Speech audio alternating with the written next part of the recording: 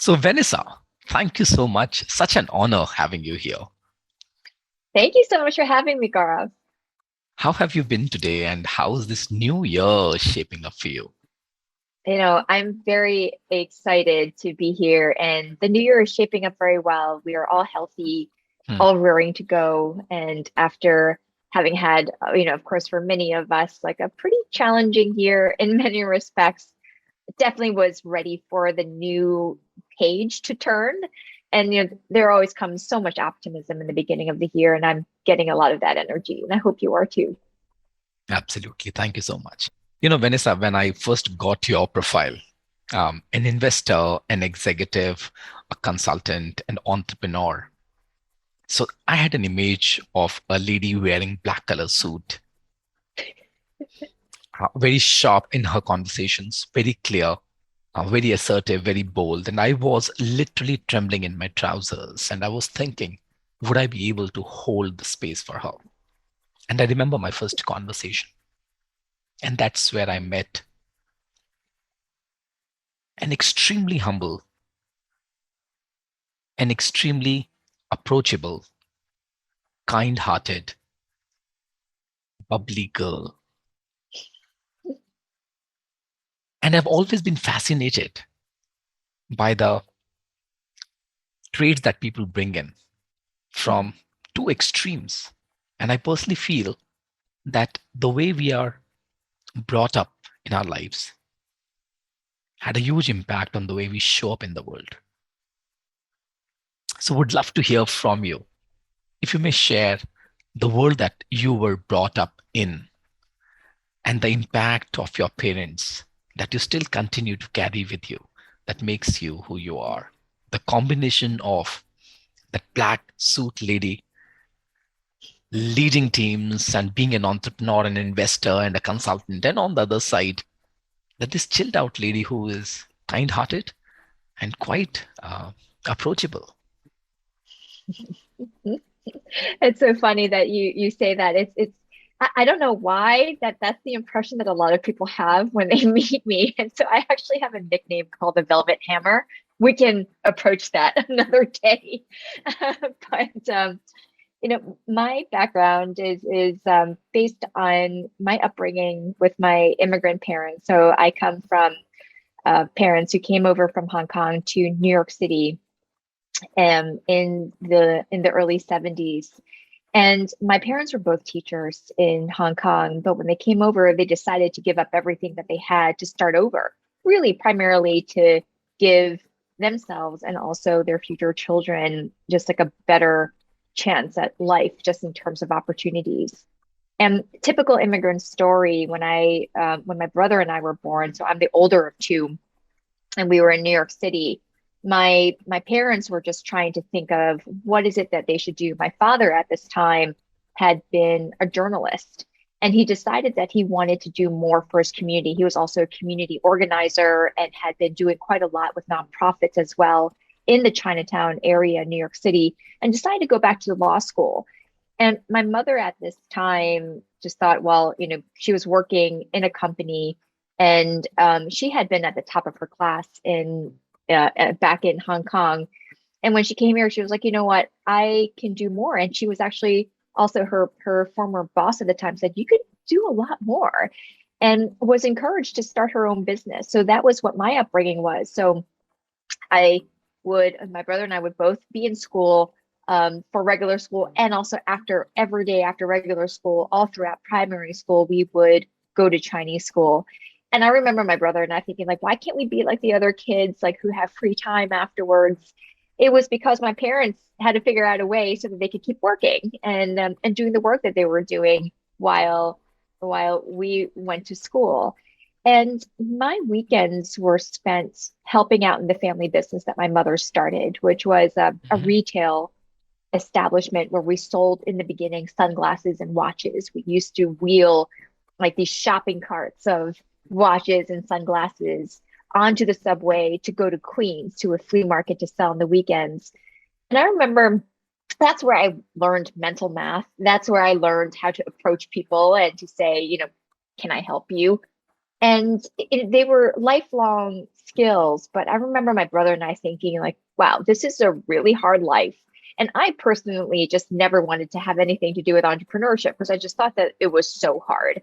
And we had several stores over the years, but each time I just felt like it was tough. I remember our like some stores being broken into, and or I remember like basically just times when business was not as good because there was like a recession, and it was hard, but that really shaped who I was because the entrepreneurial genes really come from my parents and I have them to thank. And so that's like really the genesis of so much of what I try to do is to live up to the fact that my parents gave up so much to come here, and I want to be able to, like, I feel like I bear that responsibility to truly make full use of that gift that they gave us. Wow. So from selling glasses on the street Mhm. side and approaching people and then hesitating to ask for money to raising funds, you've done it all. I don't know if I've done it all, but I've been doing quite a lot. And I think about how my mother had to do this, right? She was a businesswoman in the 80s, back when starting businesses, especially for an Asian woman, is tough. Like even in our culture, I remember in the beginning, it's not like today where it's much easier to get a small business loan or to get some type of angel funding. She had to go around to family to ask for the funds to start the business. I remember for her, she had a lot of pushback, even from our own family, saying like, well, should that be your role? And she overcame that. She really just like rose to the occasion, said, yes, I can do this. And that type of confidence is what Hmm. I try to channel, even though fundraising is definitely not one of my favorite activities. It's necessary while you are an entrepreneur, but I try to channel that energy whenever I go into a pitch meeting. And what are those default scripts that were written during that time? It could be your relationship with business, it could be the impact a women can have on family, the impact of women in society. What were those default scripts that got written for you as a child then? It's I think about how, for me, looking at the role models that I had in my parents, that you work, and if you do, you work hard. And that's the way that you develop a foundation and that people can take you seriously, especially my mother. Like, I never questioned whether or not I should be working when I was older because, heck, my mom was working. My father was, when he was going back to school, was also working in the family businesses. But my mother was really driving a lot of the work that we were doing.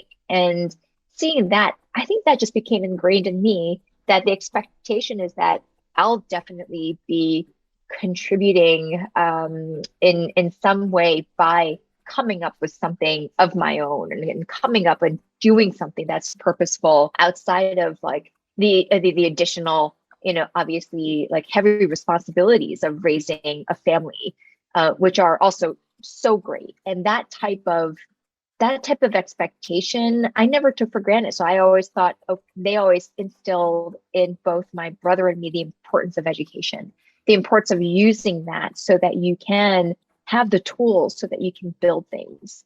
That was the default script, that, okay, you are going to get the best education possible.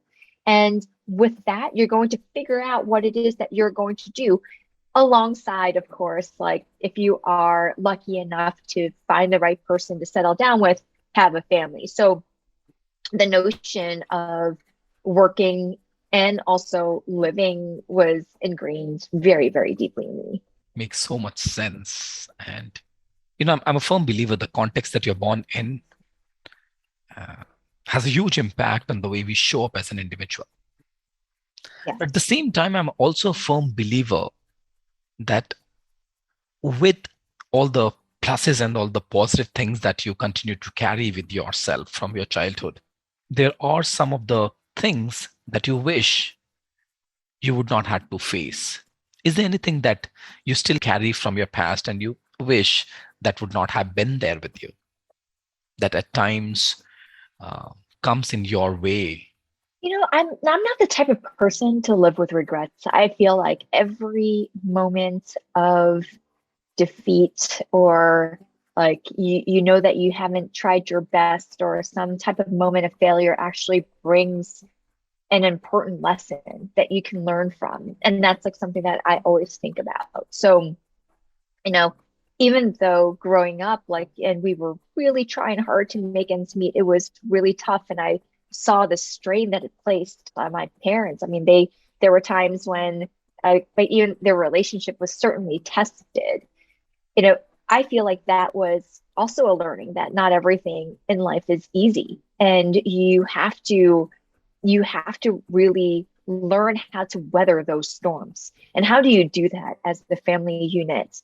That's something that I carry with me. I mean, I think about it a lot whenever, of course, everybody, all of us, we have stressful days, but how you manage that, how do you bring that home, and do you take that out on your loved ones? I notice that unfortunately it's like the pattern that I sometimes have, that I get super tough on the people around me when I'm stressed, and they call me out on it, and I'm glad that they do. And so that's like something, it's almost like a default where I'm like, oh, I get it, this is something from how I was raised, like, that's like a pattern that I see, and you have to try to break it, but you have to be able to have that type of awareness. So I definitely, carry those learnings with me. Yeah. And those patterns that you're talking about, when you tend to get tough on people, what do they tell you? What are those basic met, unmet needs, those values which are important to you? What are those patterns telling you? That it's interesting. Like so I have a 13-year-old daughter, an 11-year-old son, and they are great kids, and Hmm. just so, such good human beings. And I'm just so proud of who they are. And and any parent will tell you there's only so much that you can do in terms of raising your children. They come out the way that they are. And so I feel like 80% of this is based on what they come out with. But, of course, like, we get tough on the children. And I remember my daughter, when she was younger, maybe even like when she was 7 years old, she called me out. She goes, "Mom, I can't always be perfect."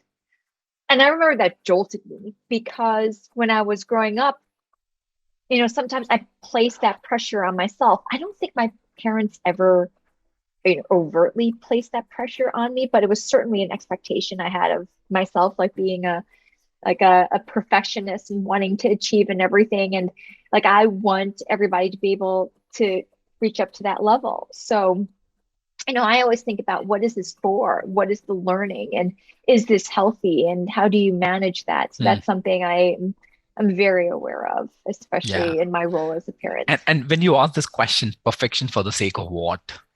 Yeah. So what response do you get from yourself that you are either comfortable or not so comfortable with? Yeah, it is, the strive towards perfection, it is about pleasing others. And that's Hmm. something that is very deep in me. I hate disappointing others.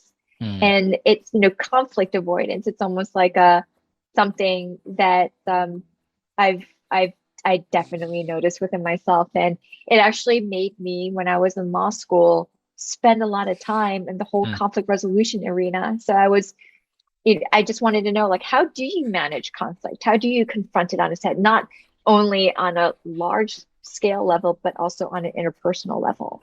Hmm. And because, is being perfect so that you can please others, or is it for yourself to have impact? And that's like a shift I've had over time, Hmm. that for me, I just want to be able to push myself to be the best that I could be, so that I could achieve the Hmm. impact that I'm looking for in terms of having made a difference in people's Hmm. lives. And so that's what perfection means Yeah. now. No, this is though so interesting because I'm just trying to process it as I'm listening to you. Because on one hand, we are talking about Vanessa being in business. On the other hand, there's a need to please others, and then there's another new streak of perfection coming in the game. So one question that I have is, how do you manage this dichotomy of ensuring that you do well in business, but at the same time, I have to ensure that I avoid conflict and there's a need Mm. to please? Well, I know now that you can't please everyone, even as much as I'd like to, you just Mm, can't. And it's something that it's a learned skill that I've had to develop over time to be like, that is okay. And not everybody is going to agree with what it is that you'd like to do.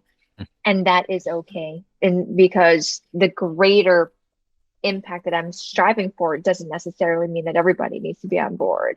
mm, And mm. from a conflict perspective, being able to manage that and to be able to talk to and have the right team members, it's also a learned skill. Like, how do you manage conflict? How do you work with people who are harder? I think the most successful people out there not only pick the best people to surround themselves with, but Mm, there is a way of managing this conflict so that it actually is for the greater good. It's mm. actually good for surfacing the best ideas or being able to, get to the right solution. And that is very healthy. And Makes so much sense. So, two questions. In the last 15 minutes conversation, and we are just warming up in the conversation. You've used the word impact 3 times. And I remember our initial few conversations, the word impact has been a very prominent part of your vocabulary. At the same time, another theme which is emerging during this conversation, Vanessa, is around conflict. right, Which one would you like to pick up right now? And then we'll come to the next one. we can Where would you like to steer this conversation? let's definitely talk about impact. I think that that's like I like being able to paint the picture of what the vision is. I think that then use that as like a way of framing our conversation. Fantastic. Let's take the first step.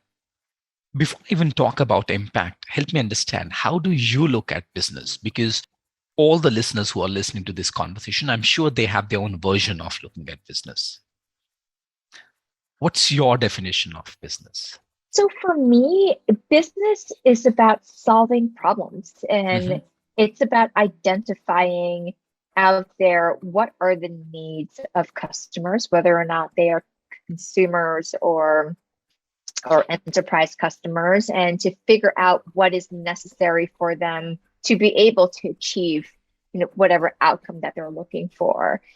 That's how I've always looked at business. And maybe it's because I like problem solving that I was drawn to it. I wasn't the type of person who read the business section of a newspaper growing up.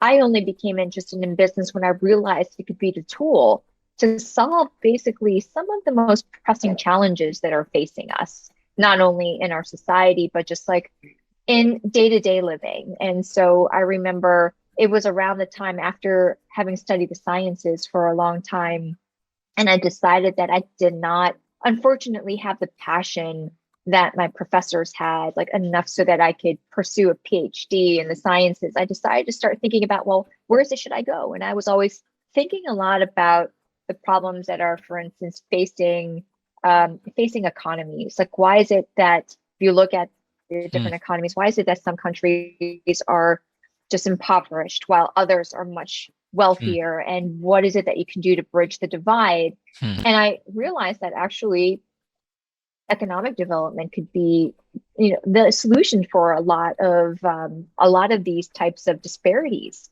And so I look at it as a problem solving tool, and how do you use that to make things better? Makes sense. Makes sense.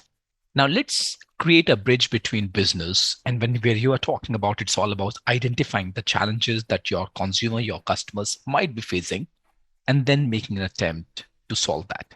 Now, from there, creating a bridge to the impact that you have been talking about. What was that moment in your life where you thought, because you worked with McKinsey, you started a couple of organizations, you have been an investor. What was that moment where you thought that business is not only about making money? It's not only about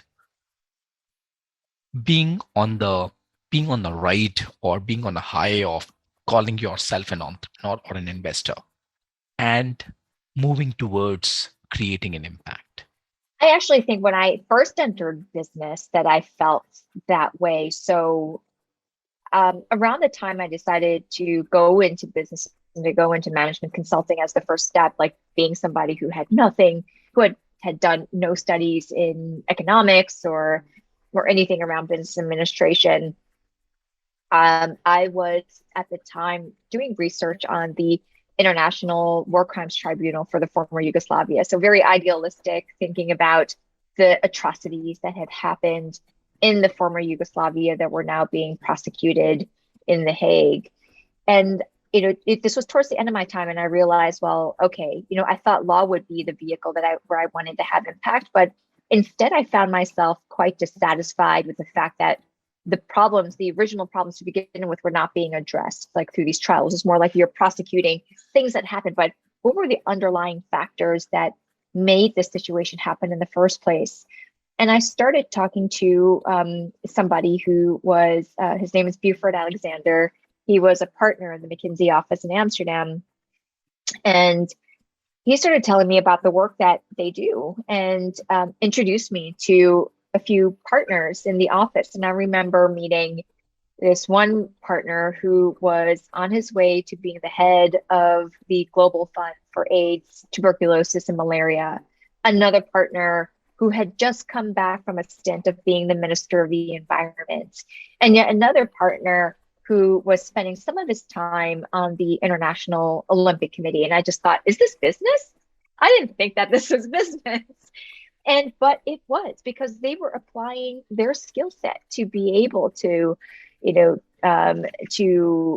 to address the challenges that they were seeing around them. And so that's when I thought, like, wow, I want to do what they're doing when I am farther along in my career. And so that's what started my McKinsey career. And actually, I ended up staying so long because I loved what I was doing in media and innovation. But towards the end, that was when I realized, like, wait, if I really want to have more impact, it's not just about advising companies, it's also about building. And that was when I decided to leave. And when I left to become an entrepreneur and I teamed up with a business partner, I was just excited by the fact that I was going to be starting something from scratch. And did that for 6 years. We launched 2 companies, one called Inside Hook and one called Fivo. Inside Hook is now in the hands of Real Clear Media, which we sold to, and Fivo is the company that is a Series C venture-backed company that is all around group commerce, and we power the group ticketing for 80% of the sports teams in the US. I'm really proud of those companies, but I remember being towards the end of the time when I was stepping away from day-to-day roles at these companies, I just thought, okay, the first company I did great publication, but at the end of the day, I'm helping affluent men learn how to spend their money. And in the second instance, it's helping people entertain themselves. Not like those are not great end goals, but I just felt like something more needed to be there for me to be excited enough to build again. And I saw firsthand the problems around when I opened up my eyes. I just thought, well, for the last 6 years as an entrepreneur, I've had so many women and people of color coming to me and asking for help from an investment point of view, or what business they should be building and how they should do it. And I just felt like, that's what I want to spend my time doing. And I just felt like if you are in service of other people to help them basically get their equal share of opportunities, like it gets you, it makes you like wake up with an extra step because you want to help. And that was what drove me to SAP when I decided I want to work with women and people of color and help them basically get access to funding, get access to networks, which they normally wouldn't. Like you look at the venture capital world and basically the amount of venture dollars that flow to women and people of color, we're talking about single digits here in terms of the monies that go to these types of companies, which is really like so lopsided.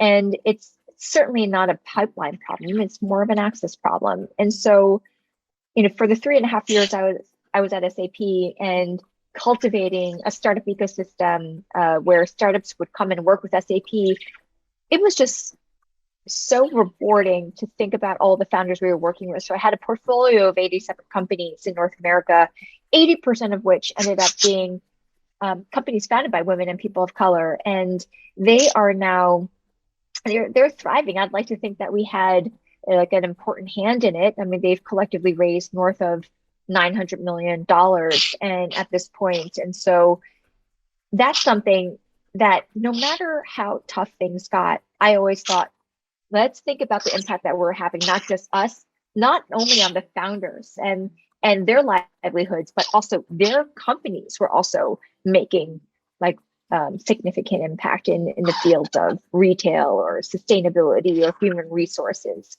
You see all these studies that are about happiness and what makes people happy. And I think so much of it is linked to helping others. And that's what's really driven me so much over this last phase of my career, and something that I want to devote the next phase of my career to.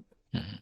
And I think that's what brings out the human side of who Vanessa is so prominently, right? And I think that's what makes you so approachable, Vanessa. And when I said that, I really mean it, because I remember, and this is what I told you as well. Uh, when I first heard about you, when I went through your profile, when I was doing my own homework, I was shit scared. And then I remember your cheerleaders that you carry with yourself, always your two beautiful parrots. Wow. Am I sure that I'm talking to Vanessa Liu, who's an investor, who's an entrepreneur? And our initial conversation itself that very soon took a turn and we started talking about impact. Vanessa, now given a choice to you, which area would you like to invest your time, money, energy, hopes? What's that one cause that you would like to stand for? So where I decided to devote this next phase of my career to is actually around older adults. It's an area I've thought so much about, especially being in the diversity, inclusion, equity field over the last few years. I feel like ageism is the most accepted form of discrimination, especially in the workplace and especially in our society, and that something needs to change with it. And this is an area I've been interested in ever since I was studying in college. I was doing Alzheimer's research and I was also volunteering in a nursing home. And I saw firsthand just how people who are older are treated, especially in the society where there's such a premium placed on youth. And I want to change how aging is perceived, and maybe it's because it's definitely a little bit selfish, right? Basically in 15, 20 years time, I will be there, and I'm just thinking about the types of services and products that I would like to see, and also more importantly how I would want to be treated. But I do think that there's so much that could be done. That how is it that people who've had storied careers, right, are not being given like the time of day? They're like almost cast aside. Like when you think about how companies in the past like usually just give out retirement packages and you sail off into the sunset and you don't have a role anymore. Like I've always thought that that is such a shame. And I've also grown up in a society where people who are older, your elders, are truly your elders. They're a source of wisdom. That is what I would like us as a society, especially here in North America, to like recapture. I think many of us come from those types of cultures, and let's do that. Let's embrace what aging is going to be. Of course, the demographic shifts are happening as we speak, and by the time like 2060 rolls around, like there's going to be close to 100 million people over the age of 65 just in North America alone, in the US alone. And these types of numbers that are like really staggering. And you look at, for instance, aging societies like Japan, for instance, or parts of Europe, and you see the graying of those populations and how they're handling it. I think that there's so much more of a need to address that here now. Thank you, Vanessa, for sharing that, because the moment you said that, the moment you do something for others, it gives you immense happiness. At the same time, the conversation went into when you said that aging is the most acceptable form of discrimination. And when you said that, something shifted within me. I had the privilege of interviewing somebody who's known as Ravi Kalra. He's based out of Gurgaon in India, and he works with old age care. I've had the privilege of doing some work with HelpAge India. And on one hand, when you're talking about in our culture, we truly look at elders as elders so that we can tap into the wisdom. But on the grassroots level, the condition is very different as well. Now, what you're talking about is not just that you can actually regulate the knob in one direction and everything is going to shift on the other hand. We are talking about changing the culture. We are talking about changing the context in which people are born into and the way people treat their elders. I don't know much about the North America, but what I know is definitely in our culture, whether we are talking about India, we are talking about Indonesia or the Asian culture that we are talking about, right? People do consider their elders as elders. No doubt we have got joint families and still we have the culture of joint families, which is not the case with the Western culture. How are you looking at this? Because I'm sure this is going to be a mammoth task. Uh, what do you think could be done at an individual level, at a family level, at a society level, at a global level?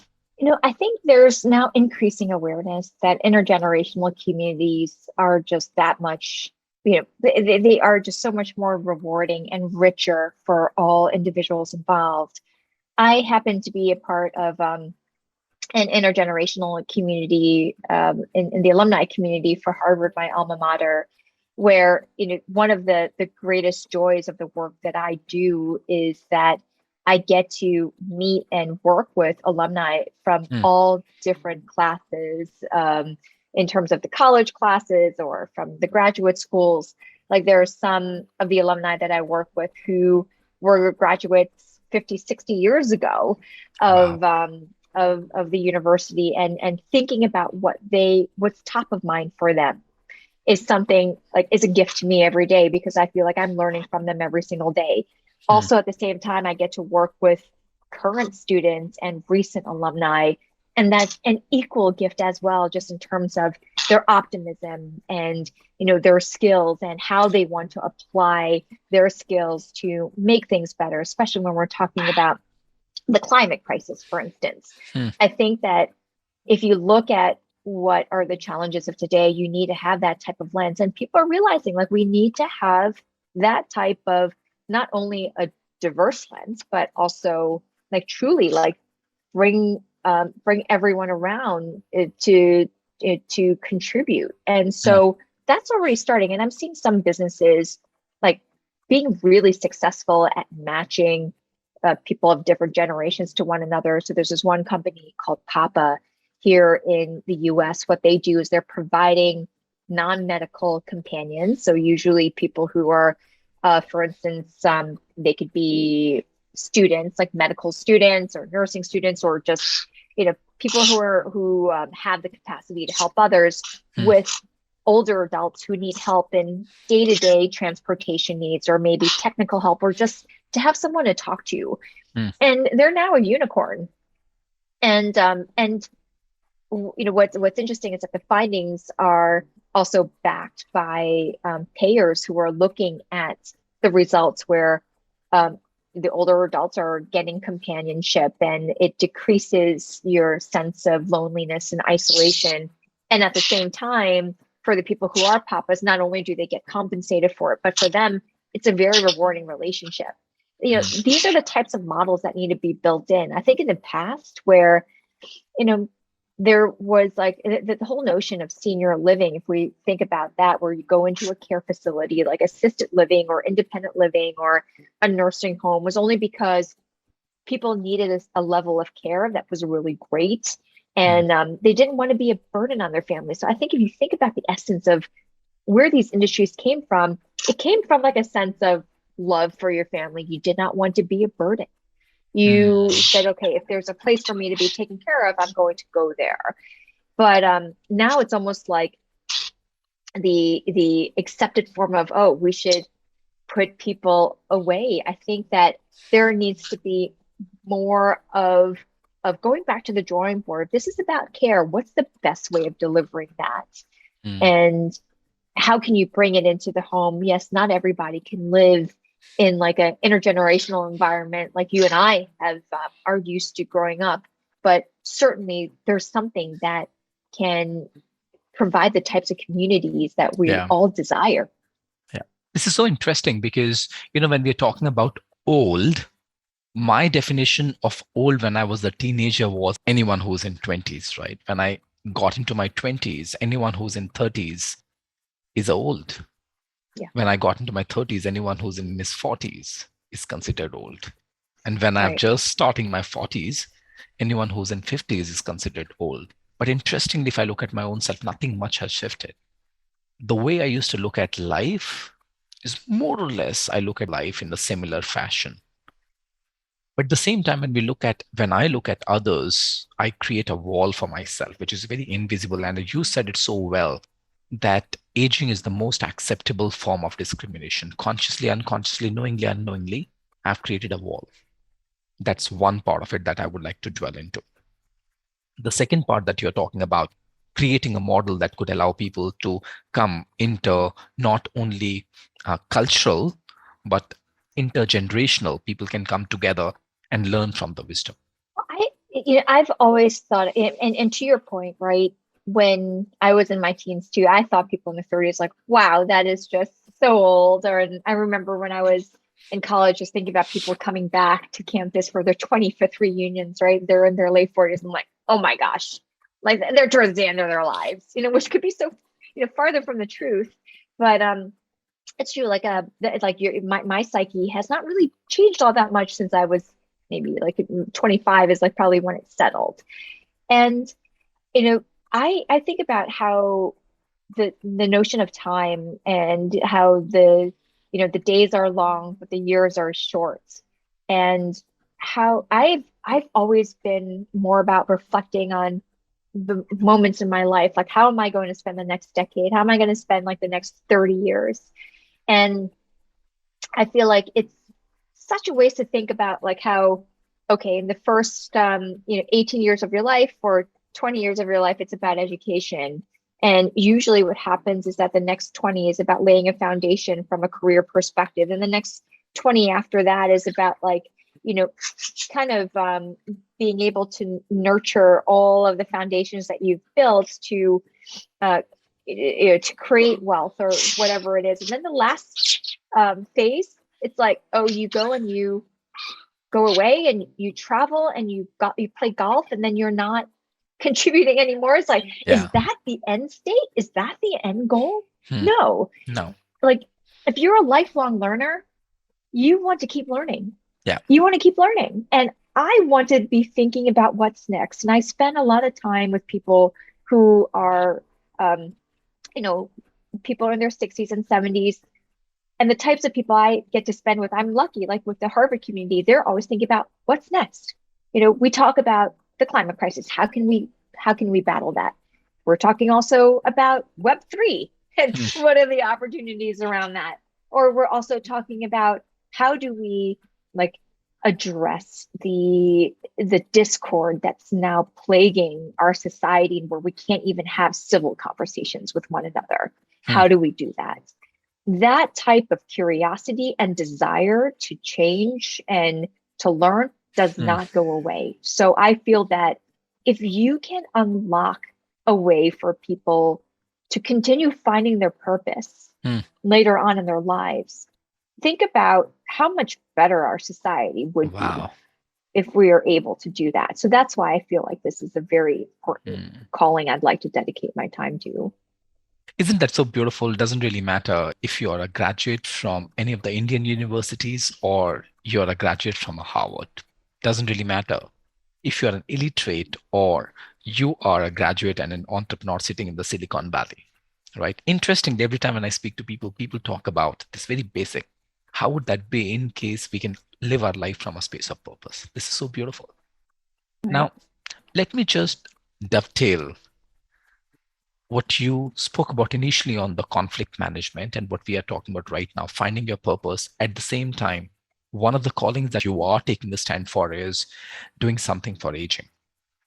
Now, this is so interesting, Vanessa, that every time when I speak to people, very often I hear people talking about that we should do something for old age care.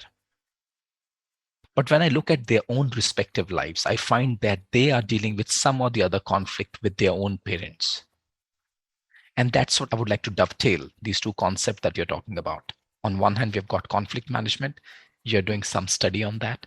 On the other hand, aging as well. What do you think when it comes to dealing with your own parents? Where does that conflict emerge from? It's about giving people autonomy and agency. And I think when I think about my parents, they're now 79 and 81, and they're still working, by the way, here in New York. My mom is no longer selling sunglasses and watches, but she has a bedazzling studio. And so she crystallizes things for brands and also for celebrities. And my father continues to work as a lawyer in the New York City Chinatown community. And in the beginning of the pandemic, when things were quite dicey here in New York City, we fled the city. We rented a house through Airbnb upstate, where basically my parents could live with my husband, my kids, and me. And I remember towards like maybe 3 or 4 months in, and where things were still closed in New York, and my father said, "Well, I want to go back to the city." And I said, like, "No, you can't. It's still so dangerous." And it was interesting because he was like, "Well, I just don't like. I feel like my purpose is down there." And for him, it was like the wait, am I here because like I want to be? I mean, we were all, of course, like trying to stay safe, but the whole notion of who drives the decision making, then that's Hmm. something I want to really just keep at the heart of. Like I want to make sure that my parents still have that agency to call the shots. And that's something I would always want to, as long as possible, be able to support, like, unless they don't have the faculties to do so anymore. Hmm. But it is like a fine line. Like, yes, you care so much about a person, but then they, they might be getting more frail over time. Hmm. Does that mean you have to baby them though? I don't think so. And that is like what I'm trying to, actually address head on. Like a lot of the companies out there right now for the last 20 years I've been in this space has that lens that, oh, as a caregiver better than the person who's older. It's almost like very much like you're talking down, and you're like thinking that your loved ones who are older cannot think for Hmm. themselves. I think it's the opposite. You have to respect how they feel and how they think. Wow, that's $1 million response, Vanessa.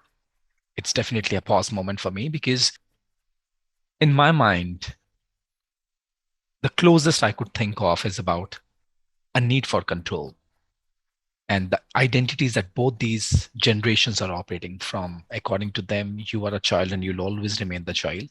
But at one point in time, when you are considered as somebody of some stature or some status outside your home, you don't look at yourself as a kid. And when you come back home, you carry that identity as well without realizing that you're talking to your father.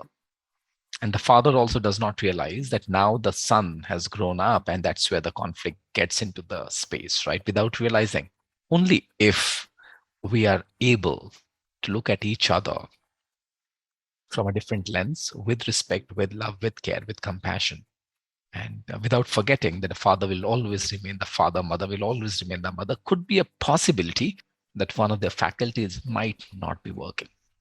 So I think that's a beautiful response that you have shared, Vanessa. Vanessa, now just picking up the same thread from here, drawing the parallel in the organization. What do you think? What are the possible reasons? Why do people get into conflict when the heart aches for peace? When the heart aches for unity at the deepest possible level? I think so much of this is about wanting to feel heard, and not feeling like you can be heard. And also I do think that a lot of our current way of living, where you are just like behind a device and you're only hearing one side, unconsciously you become just even more closed to other arguments, because you feel like, well, I know better because I've spent so much time doing X, Y, and Z research. And and this is where I feel like it's very important to have heart to heart conversations and to ask the why, even especially actually when you meet somebody who has views that are very different from yours, but to have the ability to say, like, why? Tell me about why you feel that way, and tell me about, the data that you've seen. Tell me about, like, have you thought about this? Have you thought about that? There's this one person, I forget his name. I would need to look it up, but he's a he's black. He has gone around to Ku Klux, Ku Klux Klansmen in the United States to talk to them like, why do you have such hatred for people who are like me? And he converts them. And he's done that again and again and again just by having dialogue and to show like, you're human. I think that because so many of us are now are used to just like only speaking through mouthpieces or just like not having the chance to talk truly face to face, and the last 2 years have certainly not helped. This being in a pandemic, that is leading to a lot more conflict, and I think we need to relearn the skills of just speaking again and talking to your neighbors and checking in with one another. And they're so beautiful because another friend of mine, his name is Vinay, based out of Washington, D.C. He often tells me that most of the conflicts can be resolved by having a conversation, either with yourself or with somebody else. My teacher, Dr. Marilyn Atkinson, she often talks about that changing the world one conversation at a time. So Vanessa, what is that one conversation that you have not had? You're actually looking forward to have either with yourself or with somebody who's a part of your life? It's a good question.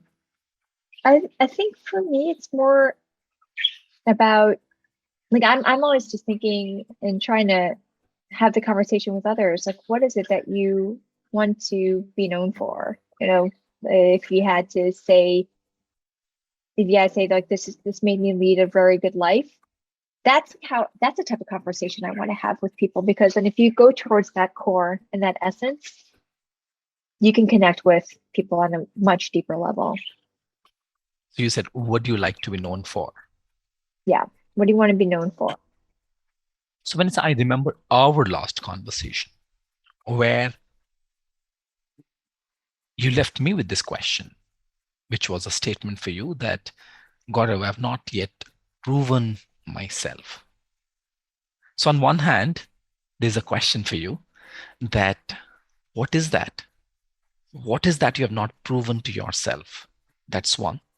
And the second, what do you like to be known for?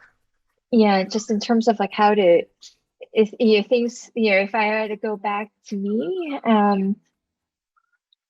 like I want to be known for having made a significant difference in other people's lives on a personal level. Like that's like what I want to have, but not just my loved ones, but like I'd like to be able to affect thousands of lives out there where people could say, that helped me, and for them to be able to carry that type of feeling forward to their communities and their loved ones as well. Thank you so much, Vanessa. I think all our conversations, they revolve around creating an impact and making sure that there's happiness around us, within me.